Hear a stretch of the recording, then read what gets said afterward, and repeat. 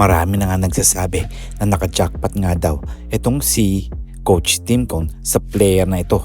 Sabi nga nila na si Paul Garcia nga daw ang papalit dito kay Scottie Thompson. Well, gaano ba ito katotoo?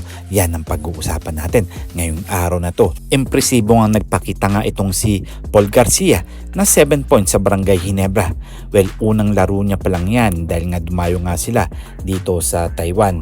Well, marami nga nagsasabi nang nakuha nga ni Coach Tim Cone na katulad nga nila RJ Abarrientos, Paul Garcia at syempre etong si Stephen Holt talagang naka-jackpot ang Barangay Ginebra.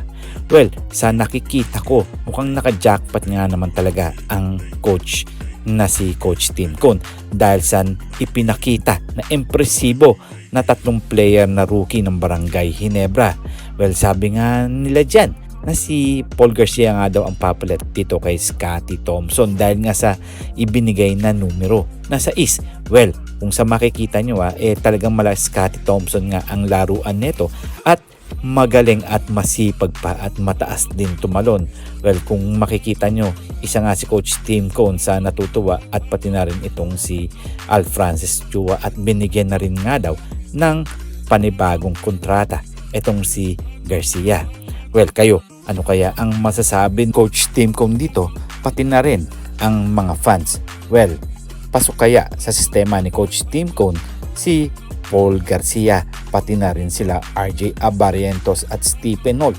Well, kung ako ang tatanungin, medyo pasok na pasok nga ang mga player na to sa Barangay Ginebra, lalo na sa mga triangle offense at syempre tumataginting ang mga offer ng Jenkins dito, lalo na kay RJ pati na rin dito kay Stephen Holt. Well, sana nga manalo sila at magkampiyon ngayong season na to dahil alam naman natin medyo nabawasan nga sila ng sentro at isang point guard na veterano.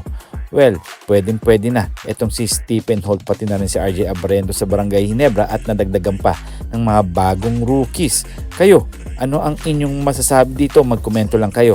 At syempre, sasagutin natin yan isa-isa. And this is Ton the Boy Vlogs. I'm out. God bless you all.